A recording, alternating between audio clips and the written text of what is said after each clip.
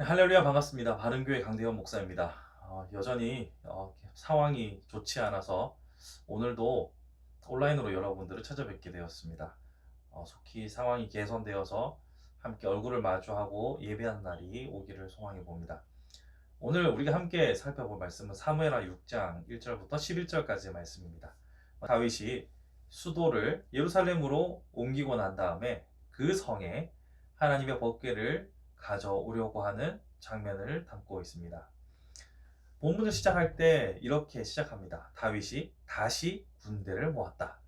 여기서 다시 군대를 모았다는 것은 5장 후반부에 나타나고 있는 블레셋 토벌 작전에 군대를 소집했던 장면에 이어서 다시 군대를 모았다라는 이야기입니다. 이렇게 다시 군대를 모았다라고 하는 것은 전쟁을 치를 때의 비장함과 그 정도의 어떤 예산을 사용하고서 국력을 소비하면서까지 하나님의 법궤를 모시는 일에 열과 성을 쏟았다는 의미로 우리가 이해할 수 있겠습니다.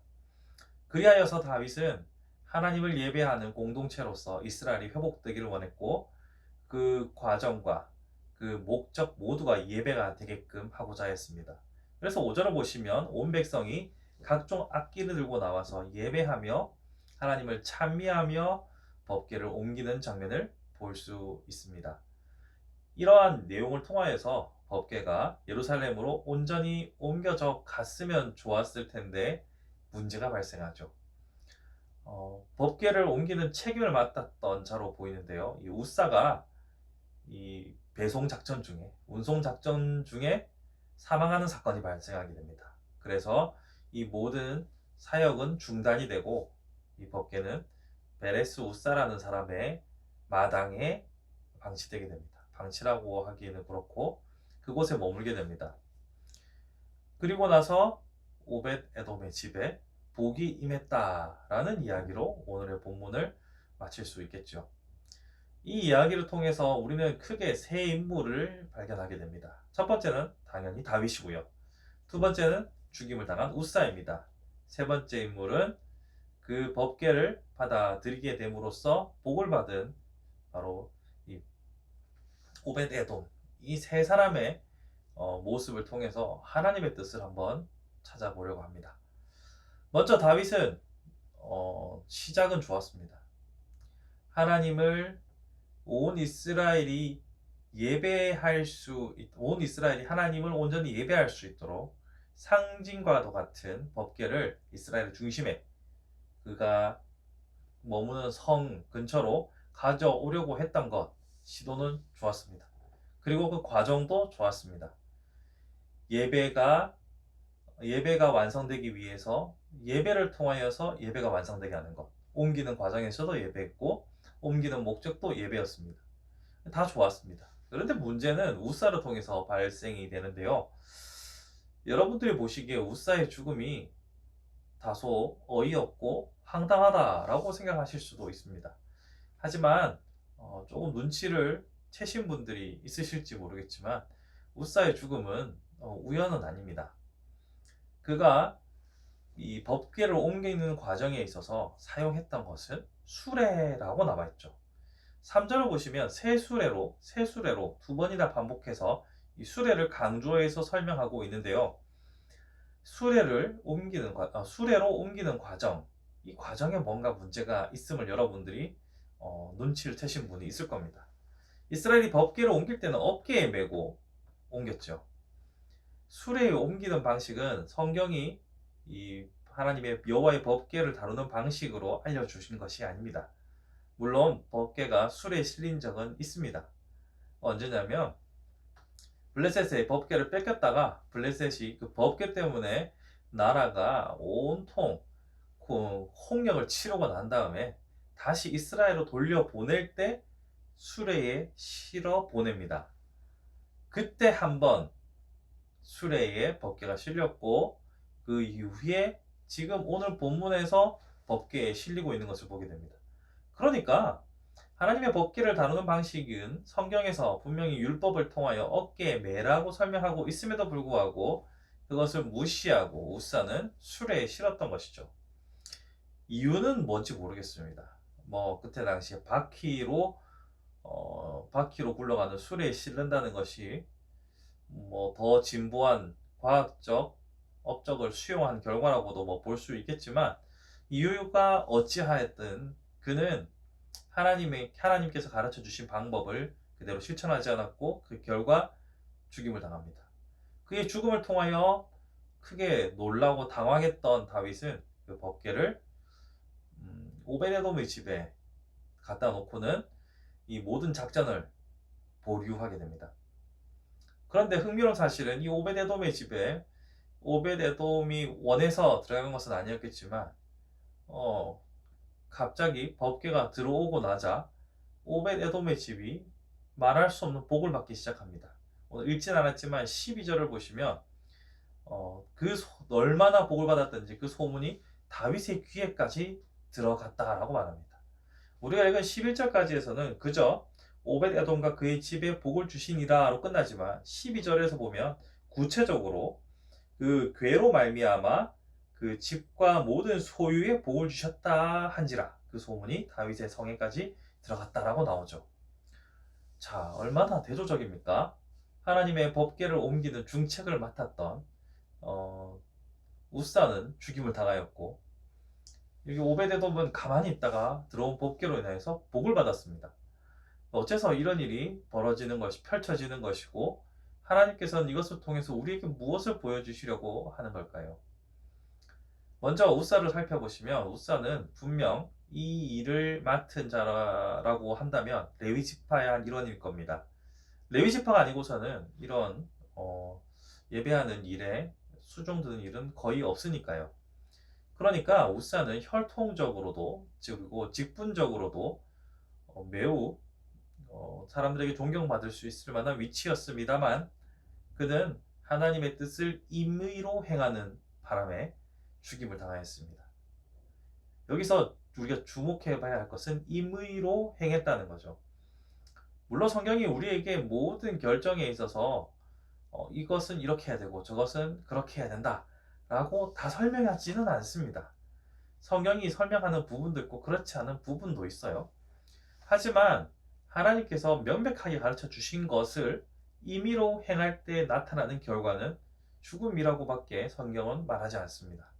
여기서 말하는 죽음은 육체적인 죽음뿐만 아니라 하나님과의 분리를 말하는 것이죠. 그런 의미에서 우사의 행위는 우리가 주목해 봐야 합니다.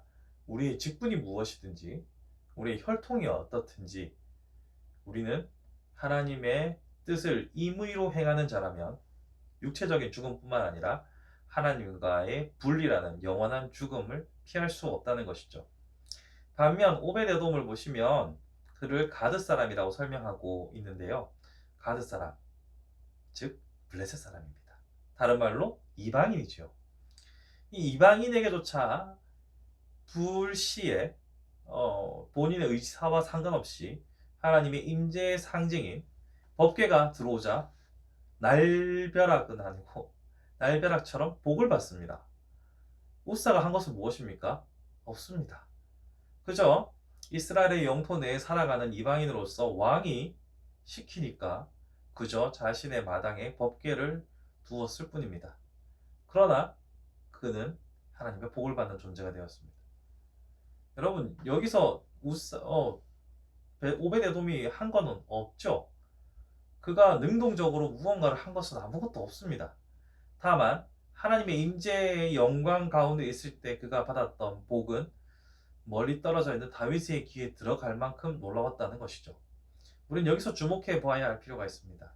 우리가 능동적으로 적극적으로 하나님의 영광을 위해서 한다고 하면서도 우리의 욕심을 따라 임의로 행동할 때 결과는 보장할 수 없습니다.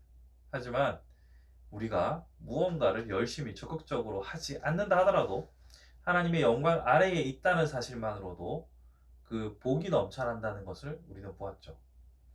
이것이 무슨 소린가 싶으시겠지만 한 번만 잘 생각해 보시면 매우 간단하고도 놀라운 원리가 숨어 있습니다. 그것은 무엇이냐면 하나님은 사실 우리가 없어도 됩니다. 너무 공격적인가요? 하나님께서는 우리가 없어도 하나님은 하나님이십니다. 하지만 우리는 하나님이 안 계시면 아무것도 아닌 존재죠. 반대로 하나님이 우리 곁에 계시기만 하더라도 우리는 놀라운 존재가 됩니다. 왜냐하면 그분이 우리를 사랑하시니까요. 이 단순한 사실을 잊어버리고 하나님의 사랑 가운데 거하고자 하는, 하나님의 사랑 안에 있고자 하는 욕망보다 다른 욕망들이 더 커져서 하나님을 도구로, 수단으로 사용하는 우를 범하는 우리 자신을 보게 됩니다. 하나님을 도구로, 수단으로 보게 되면 나타나는 첫 번째 현상이 바로 임의로 행동하는 겁니다.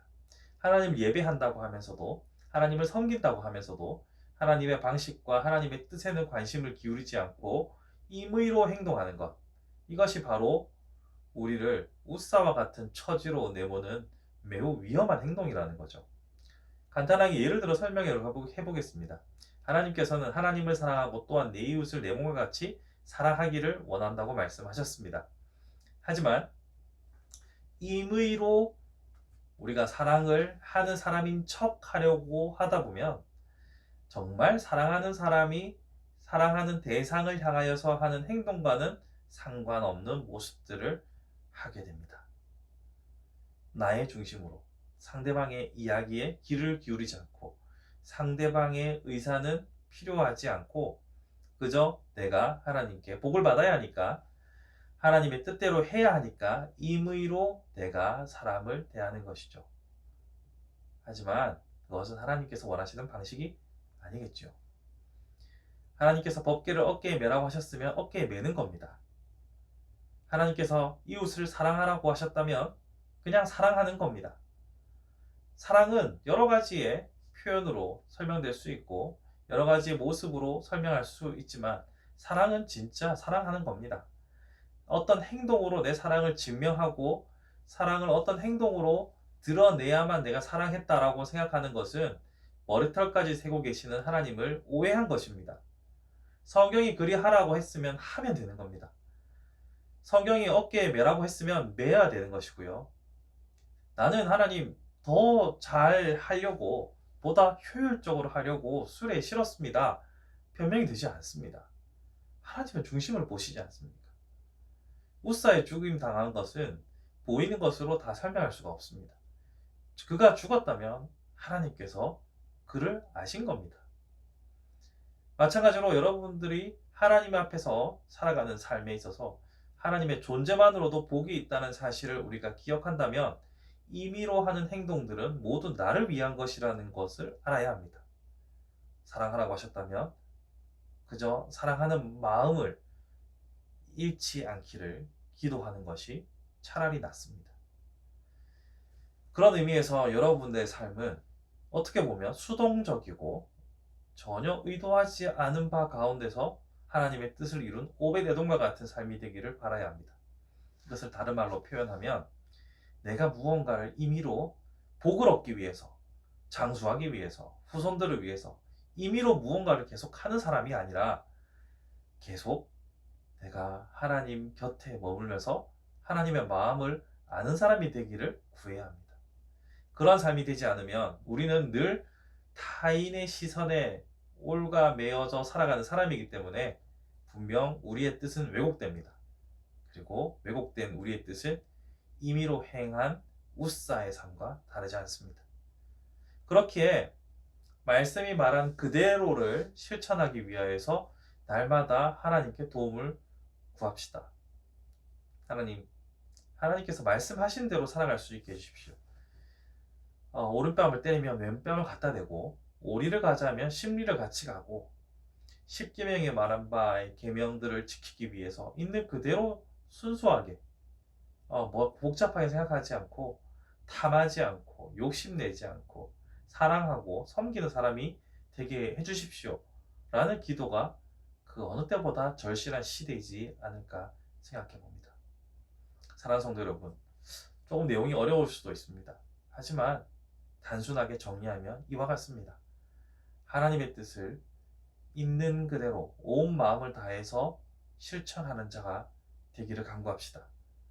나의 어거지로 임의로 하는 노력이 아니라 있는 그대로의 말씀 앞에서 솔직해지고 진솔한 삶을 살아갈 수 있는 저와 여러분의 삶이 되기를 주님의 이름으로 축복합니다. 기도합시다. 사랑의 하나님, 은혜를 감사합니다. 하나님의 법궤를 옮기는 영광스러운 자리에서 누군가는 죽임을 당하였고 누군가는 좌절했고 누군가는 복을 받았습니다. 이 모든 과정을 통하여서 우리의 중심을 아시고 우리의 머리털까지 세신바 되시는 하나님의 존재를 다시 한번 생각해 봅니다.